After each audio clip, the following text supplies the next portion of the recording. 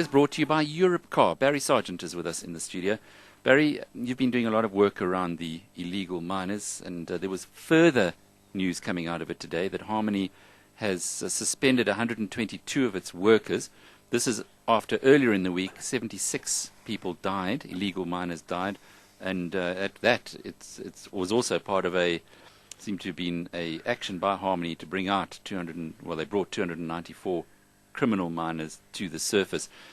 Let's just go back a little bit. What exactly, or first of all, how do these illegal miners find their way down to the rock faces? Well, Alec, just to set the senior, Harmony, like two other South African-based gold miners, AngloGold Ashanti and Goldfields, they're known as Tier 1 global gold miners. They're in the top 12 in the world.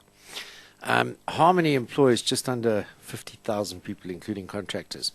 The majority of those are in South Africa, and the majority of those in turn are in the Free State.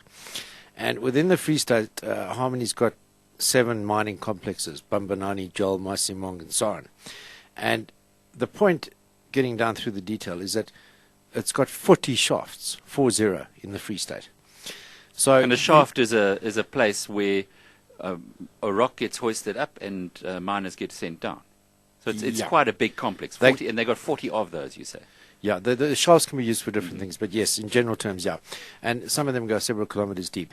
Now, Phakisa is one of the key shafts, and about 2 kilometers to the southwest, that's where you find Eland. And about another kilometer to the west of that, you find another shaft called Kudu. So this just gives you some idea of the scale and the logistics here. You're talking about tens of thousands of miners and 40 shafts. Big operation. Mm. Yeah, the logistics are very complicated. So are the illegals working their way in through legal miners? Well, what we've seen today was a suspension of more than 100 people. And really the story goes back to April, where Harmony, in an operation with the SAPS and the NPA, arrested also at that stage, it was over 100, about 114 people. And that was not so much illegal mining, that was to do with theft of gold-bearing ores, because there are plants there as well, and specifically explosives. There was a time, you remember, there was a lot of AT bombing going on. ATM. So Harmony's been proactive on working on addressing the situation now for months. In fact, the problem goes back for years, if not decades. Organized crime has been involved in stealing from South African gold mines for as long as anyone who knows the story can remember. So let me understand this. Organized crime is behind it, and it employs illegal miners who somehow find their way into gold mines and pull out ore. Is this, do they mine or illegally mine in areas where the legal miners, if you like, are not operating? Alec, exactly. I mean, there's no question the gold is there, otherwise they wouldn't be mining the stuff. The issue for a company like Harmony is that it applies world-class standards, and certain areas where there is still gold available become uneconomic to operate under world-class conditions. And world-class safety conditions. Safety, yeah. I mean, the safety of the worker is the number one thing on any mining operation. So if you were to have unsafe conditions, you could probably mine a whole lot more than South African mines are doing. Exactly, and this is what happens. So Harmony closes down, and these are very deep, complicated mines. They've got stopes going all over the place. It'll close down depending on the gold price, the rand exchange rate, all sorts of economic and other variables, certain parts of a mine, and might come back there sometime later. It could be never, but they might come back. So the illegals are then sent there by the crime bosses? Well, yeah, in essence, that's what happens. And the illegal miners are essentially kept in poverty, in debt, forever. So they're trapped, and there's no way out of it. Now, the question about how they get down there, well, that's got to do with a lot of the people that were suspended today. That's Harmony employees and subcontractors who were literally taking bribes from the illegal miners. Number one, to get them down there, and probably more important, to keep them down there. That's food and water.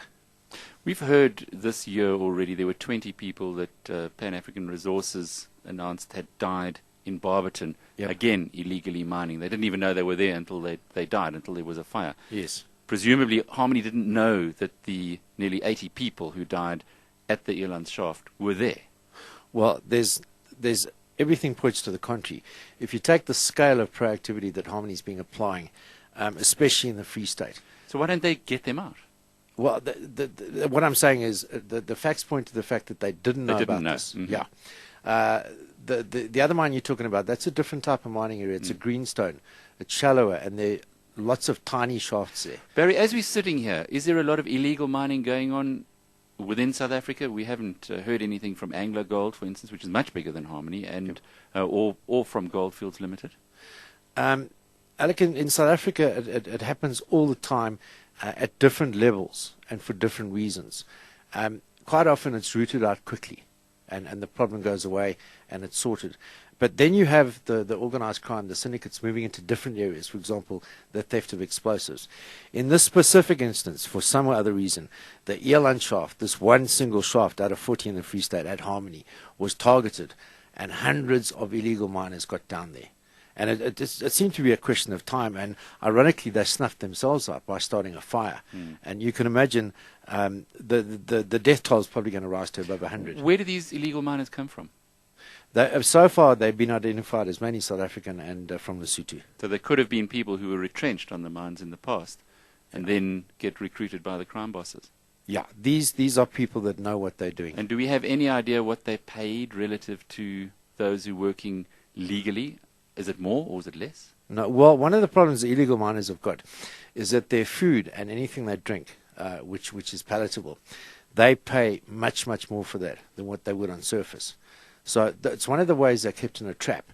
And some of them will stay underground for, up to a year. Without coming to the surface? Without coming to the surface, yeah. And when they do, they're emaciated and they're literally blind for a few days.